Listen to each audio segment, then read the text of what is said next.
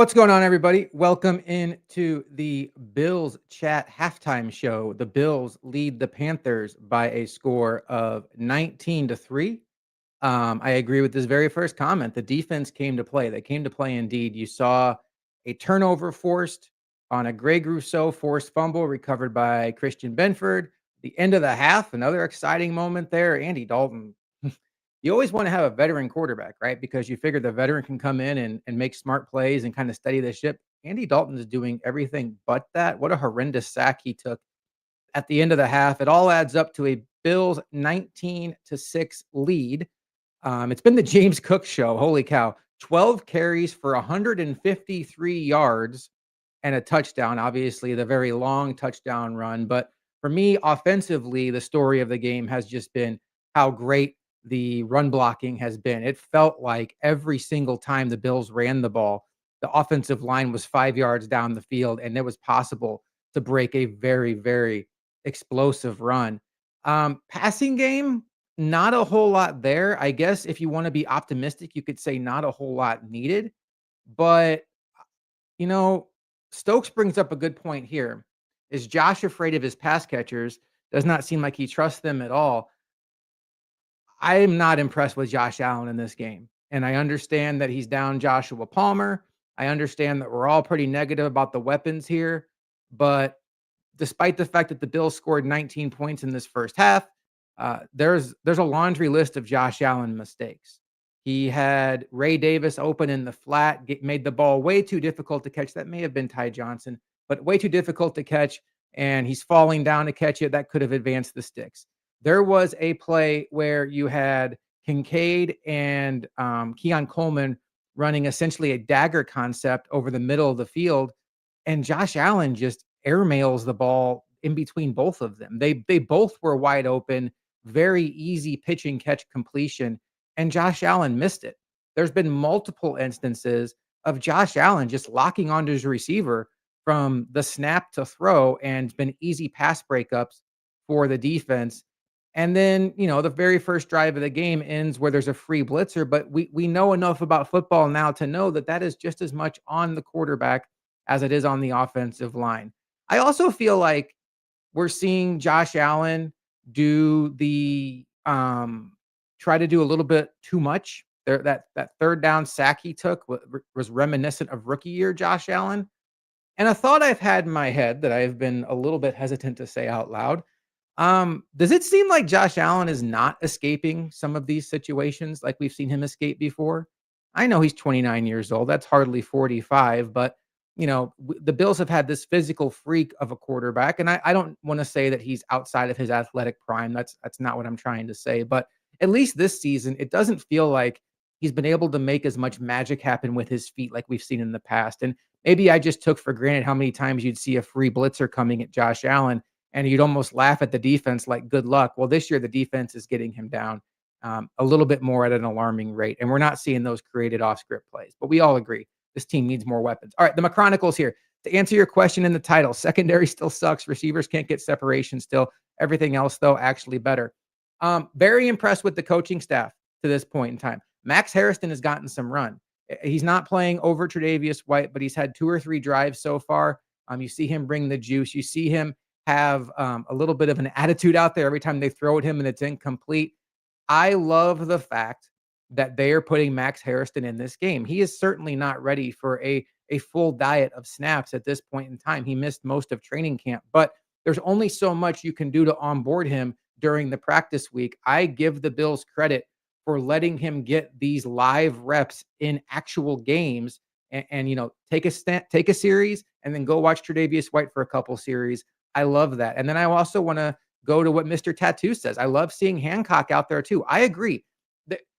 I feel like we all don't want to criticize Jordan Poyer and Tre'Davious White for the greatness they have done for the Bills since 2017 when they became Bills. But we're all aware that the 2025 versions of these players are not what they once were when they were all pro level players.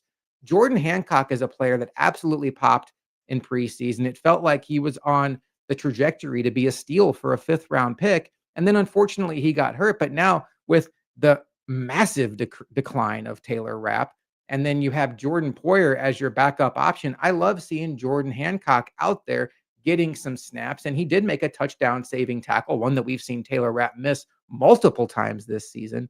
And so, all in all, the defense is playing great. They're making those splash plays.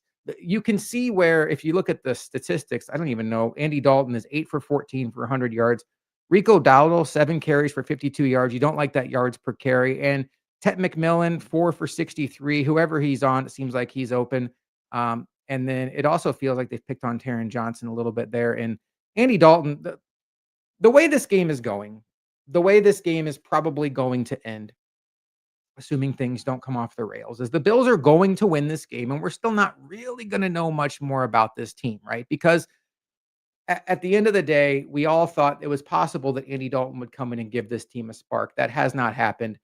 He's made some very foolish mistakes. Had the fumble where he held onto the ball too long. Credit to Greg Rousseau. The sack at the end of the half where he took points off the board again.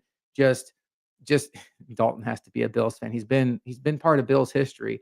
But I think the way this game's going to go is it's going to be one of those weeks where it's like, hey, the Bills won, but what were they really up against? And I'll sit here and tell you all week long, the Panthers defense is better than I thought it was, and the Bills are manhandling them in the running game. That is fantastic to see. They are a good run defense. They're an okay pass defense, and they are a very good run blocking offensive line. McChronicle brings up somebody that I've been happy to see today too. Joey Bosa flashed on the edge quite a bit. Or do I need to see an eye doctor? Well, I do think Joey Bosa is getting pressure in the pocket. I've also noticed Michael Hoyt here, and then Epinesa, obviously, with the great interception that was an eyelash away from going for a touchdown. But I do think that this Bills defensive line, as bad as the run defense has been, as bad as the pass defense has been, and I think will only continue to get better as a strength of this team. Because you had Greg Rousseau, who was dealing with the bone bruise. You had Michael Hoyt and Larry Ogunjobi, who were on 6-game suspension. And, you have Joey Bosa, who's acclimating himself to this team. You had Ed Oliver, who missed a handful of weeks. Now he left this game with an arm injury. Who knows how long he's going to be out? If you all have seen any updates on Twitter, please let me know. I haven't seen anything, but I haven't been tracking that since I was getting ready for the halftime show. But when this team is fully formed and now they have Ogunjobi and Hoyt back, I do think this defensive line is going to be a strength of this team. I'll also say Shaq Thompson has absolutely stabilized the linebacker position on this team. The interception by Epinesa is going to get credit for that, and it was a great play by him.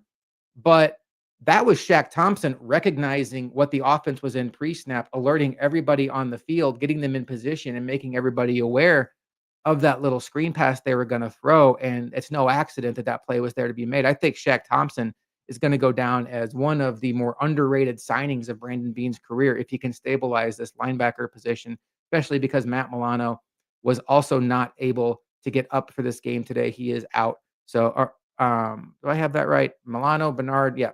Anyway, whatever. Oliver is out with a bicep injury. Still no update on that. Okay, let's talk about this for a second. Bean, get Allen a damn wide receiver. I am 100% on board with that. There have been reports out of The Athletic. There's been reports from, I want to say, ESPN also, that the Bills are kicking the tires on wide receivers. A very interesting name was rumored to become available yesterday. Brian Thomas Jr., the second-year superstar out of Jacksonville. And he's a guy that, if you go back to our draft coverage in that draft, Luca and I both in our mock draft had the Bills trading up to get him. The fit made a lot of sense. It's not like that was a unique opinion by us. He was a guy that was looking to follow that 15 to 20 range. The Bills would have had to get up to get him. They instead traded back. But I would absolutely love Brian Thomas Jr. in this offense. I would trade away a future first-round pick. If I had to include Keon Coleman in the deal, I would do it. Just an absolute home run smash of a fit for what these Bills need. The Saints are playing the media game right now, right? So I'll just warn all of you, don't read too much into, oh, Chris Olave is not available. Chris Olave is available. You see the same things with Jacoby Myers. The Raiders are going to have to be wowed by an offer for Jacoby Myers. Listen, what would that report sound like if it was the other way around? Oh, the Raiders are only going to trade Jacoby Myers if they get royally screwed in the deal. teams are playing the game. And I do think it makes logical sense that Chris Olave could be had for the right price. Now, how much are you willing to give up for a player that's had a concussion history like his? Not nearly as much as you'd be willing to give up for Brian Thomas Jr. I'm a big Chris Olave fan. I would be tempted to give up a future one for him. But I do think that the price would probably be more of like a two and maybe a conditional day three pick, contingent on if you're able to get him to a long term extension. Another name in New Orleans that's obviously been a very hot name is Rashid Shaheed. Not necessarily the future number one that this team's been looking for, but absolutely checks the box of a deep threat. Somebody take the top off the defense and scare the secondary. He has an expiring deal in New Orleans. I don't have a ton of interest in Jacoby Myers. I don't have a ton of interest in Calvin Ridley, but I am at a point with this wide receiver group with the Bills where there is no such thing as a bad idea because right now they don't have a lot going. So let's reset this a little bit before we get out of here. 19-3 Bills on the first half. Josh Allen, 6 for 13, 66 yards passing, and 1 yard rushing. That one was a quarterback sneak for a touchdown. And there's just been a lot of mistakes still. It's one of those things where they can't even line up right on a 3rd and 1 quarterback sneak where it felt like the Bills were just driving down to get 7 points. And then it goes from 3rd and 1 where you convert it to 3rd and 6 where Allen takes that mind-boggling sack where he runs around like he's never played football before and gets tackled. And that could cost you 4 points. But ultimately, the Bills are leading this game 19-3. They do get the ball coming out of the second half. This does have a feeling of a game where who cares about style points? Just get this game to the garage. You're playing a team that has their backup quarterback, and you're playing a team that you do have more talent than across the board. Don't do anything out there to beat yourself, and you are certainly gaining yardage in the running game. One thing I'm looking for in the second half is Ray Davis and Ty Johnson. Are either one of you ready to step up and be a backup running back to James Cook? Because we know James Cook is excellent, but can either one of you take rushing snaps off of his plate and allow him to actually get rest without the Bills feeling like they're donating a down? Because right now it feels like every time the Bills hand the ball to Ty Johnson or Ray Davis, they are in fact donating a down. And that's pretty discouraging to see. Dalton Kincaid's back in this game, had a big catch over the middle. This team just looks different when he's out there. The Bills are blocking well. You're seeing a lot of heavy personnel in this game. You're seeing a lot of 2, 3 tight ends. Reggie Gilliam's getting a lot of run out there. Jackson Hawes has been out there. You've seen a lot of under center offense, and you've seen under center passing. That's the strength of this team. Right now, they don't have the receivers to run 11 personnel like this team has been used to. Mr. Tattoo wants to know, was Ogunjobi playing? He sure was.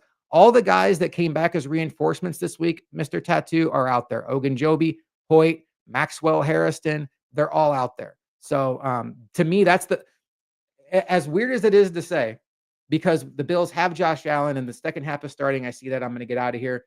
The Bills have Josh Allen, so it's always been so cool to see this team on offense. Defense is where my interest is. When the Bills are on defense, I'm excited to see how much are they playing Harrison? How much are they playing Hancock? How do Ogunjobi and Hoyt look? So far, so good. Second half is underway right now as the Panthers are about ready to kick it to the Bills. I'm going to get out of here. Luca and I will be here tomorrow morning on Spotify, Apple, YouTube, anywhere you get your podcast for a Bills Panther post-game show. And then you know what's coming next week, folks. There's no hiding from it. Kansas City Chiefs are coming to Buffalo. Luca and I will be here Wednesday night to break down all things Bills Chiefs. And then I'll be back next week for Bills Chiefs halftime. So until then, I am Josh McCarty. Enjoy the second half. Go Bills. I'll talk to you next week.